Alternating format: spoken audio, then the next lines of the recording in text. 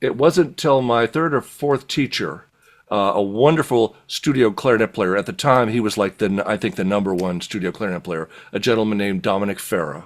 Fantastic. And a liquid, beautiful, beautiful sound. I had tone problems back then in the sense that my tone, I knew it wasn't as good as it could be, and I didn't know what to do about it. So I went to Dominic Farah, and he stood me up against a wall with my clarinet, but he said, you could do this on whatever instrument you're playing. Stood me up, and he said, now hold the clarinet and play the easiest note to play, which is on the clarinet is an open G. On the saxophone would be an open C sharp with no octave key. Just the most open. In other words, the shortest distance from your windpipe to the tone hole out of the instrument. And so take the biggest breath you can take, and what you're going to do is start that note as soft as you possibly can, and gradually crescendo to as loud as you possibly can, and then you're halfway there. So you got to gauge how much air you have and how long you have to do, because the whole point is then going all the way back down again, right? Mm-hmm. So what that does is force your diaphragm to do exactly what it's supposed. See, my diaphragm, I was weak in the diaphragm area, and as any singer or any player of wind instruments of any kind, the trick is to have your diaphragm controlling the airflow. That's, in fact, the analogy I heard from one teacher, which I liked a lot, and passed this on. In your house, you have a faucet. Let's say the kitchen faucet, okay? So the water pressure is there, right at the waiting to go, but the valve is off. So, but it's still there. So when you turn the valve on, what you're controlling is the volume, which of course connects directly to playing an instrument. The volume, how loud or how soft. So the point is to have that airstream ready. And once you do, if you do this exercise, I did it for about, I'm telling you, it's like doing push-ups, it's not fun. But I tell you, as God is my witness, it changed my life in terms of tone. On all my instruments, because now I'm doing it right. And these instruments are made, all of these woodwind instruments are made to be played with that kind of a player, someone who has control over their diaphragm and knows how to project the air stream properly. So when I start a note, it's like, I'm ready to go. Whatever, is it loud, is it soft? And then I put the appropriate amount of air into the instrument, but it's supported by this, this pressure, this air pressure that the diaphragm is providing. And boy, that changed my life. I mean, I give this speech for every time I'm doing a talk with students or anybody else or private students in a clinic, whatever. I say, do this, and the thing is, a lot of people, saxophone players, I remember I did this so much as a youngster. Like, I would take the horn out, and I was like, oh, it must be the mouthpiece, it must be the reed. No, 9 out of 10 times it's neither of those. It's you. It's you not putting the proper air, learning how to put the proper air into your horn. Yeah, and what instruments are you still playing the same setup? That's one question I had. Listening to you over the years, through the discography, and I'm just wondering how has the setup evolved in terms of like mouthpieces and equipment? Has that stayed steady? Right. Well, I've had a very interesting history with all of that. First of all, I'll tell you a quick story about David Sanborn. Yeah. David and I were involved in the first Clinton inauguration. Excuse me. Sorry. We performed this thing. It's still on YouTube, I think.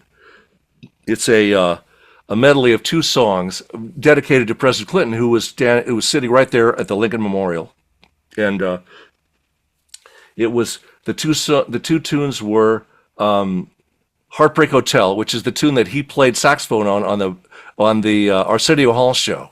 Right. And the other tune was Arkansas Traveler. And when I went to the meeting, Quincy Jones was the producer, so who was a dear friend since I was in my late teens. He was a supporter of mine, and I can't even begin to tell you. That's a whole other story. But I went to the meeting with Quincy to discuss this, and I said, Arkansas Traveler, what is that? He said, Tom, you might not know the name of it, but you know this tune. And then he hummed it for me, and it goes, da da da da da da da da da da da da da. That's Arkansas Traveler. So I arranged a medley of Arkansas Traveler for 10 saxophone players.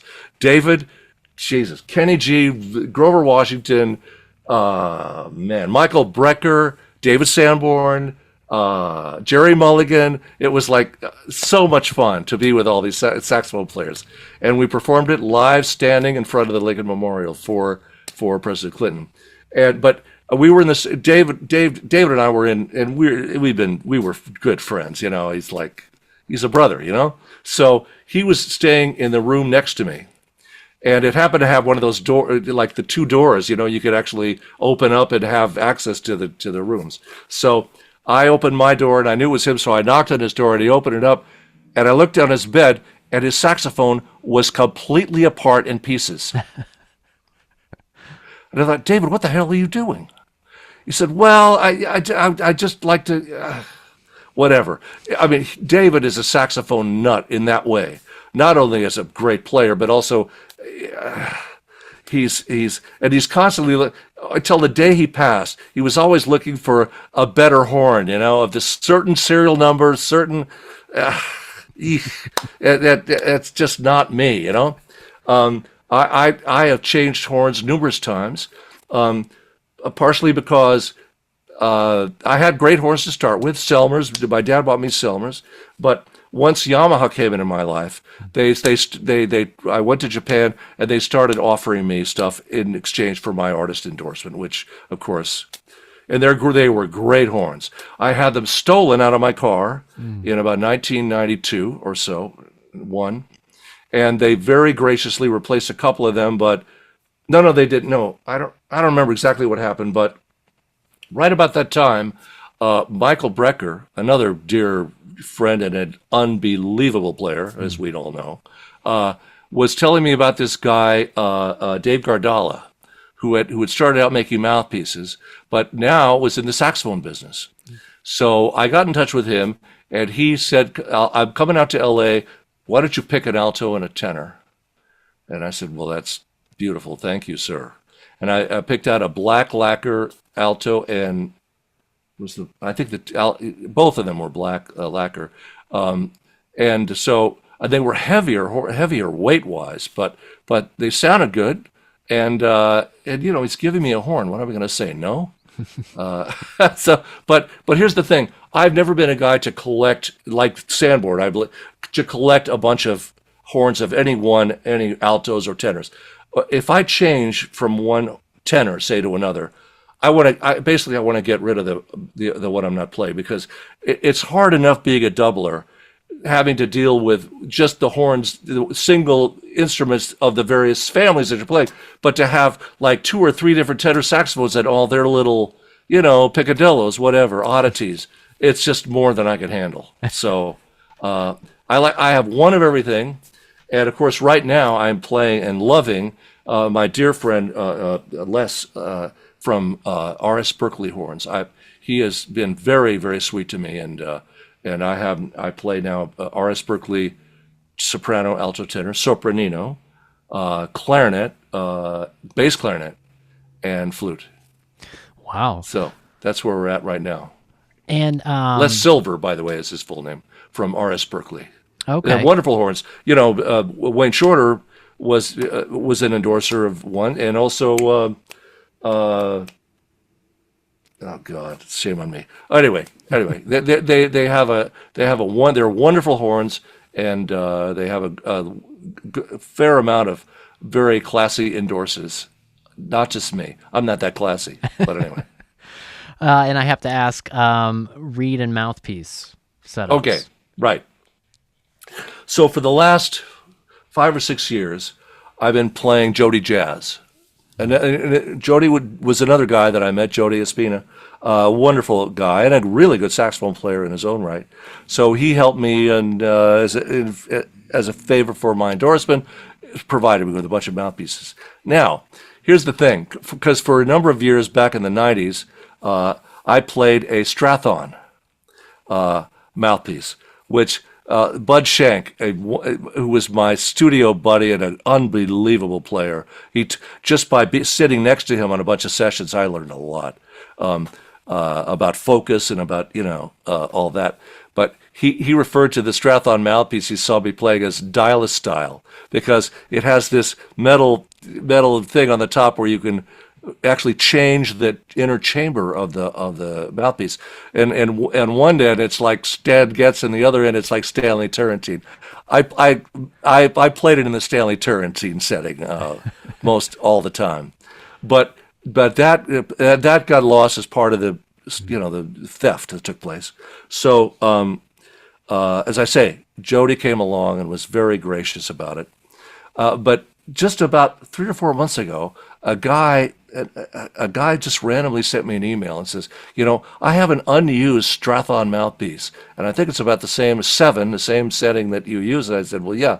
He said, I haven't played for years, and it's basically, nearly new, and I'm just going to send it to you. And I thought, well, how sweet, how nice of you to do that. So he sent it to me. I took it out and put it on. It was like old times. I thought, well, so on tenor saxophone, I'm sorry, Jody, if you're listening, I apologize, but I've sort of switched over to the Strathon.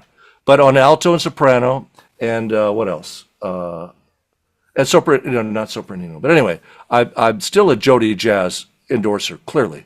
But because the Strathon, of course, went out of business years ago.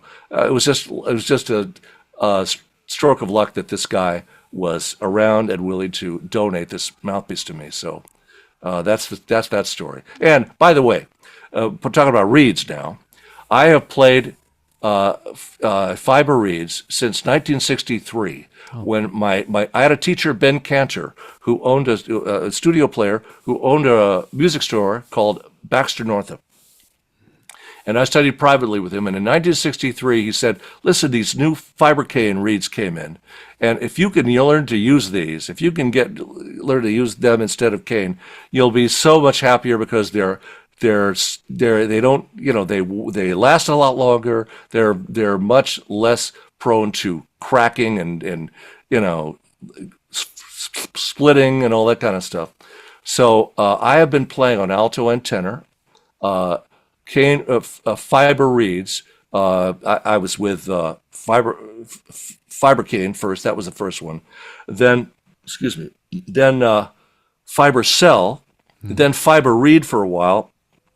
But fiber reed just, and I love the guy who makes them. He's a very sweet guy. But I ended up going back to fiber cell, because they just kind of had the sound that I was used to. So yeah, I don't worry about cane reeds. And I understand there's a company, was it Leger? Somebody's just sent me an ad recently where they're now in the fiber reed business. I think they're jumping on board with that. Yeah, I think there's several out there that are also doing this hybrid reed, where it's like hybrid, right? Yeah, I think it's like the base is more wood, and then it gets more fiber. Is that right? Oh, on as the it goes to outside. the tip, Oh. yeah. Oh, yeah. wow. Or they're called Okay. like plastic cover reeds, I think. Oh is yeah, another plastic one. cover. Okay, so I did play those briefly. They were just a little on the shrill side for me, but I don't mean this as a don't ever use them, because everybody's different. I mean, Right. you got to the most important organ you have on your body are your ears. You got to listen to yourself and make judgments. How do I sound? Could I sound better with this or that? And it's everybody's different, man. I'll tell you what I don't have any secrets. I'll tell you what I play, but it doesn't mean it's the be all end all of saxophone reeds or mouthpieces. So go with what sounds right to you. Right.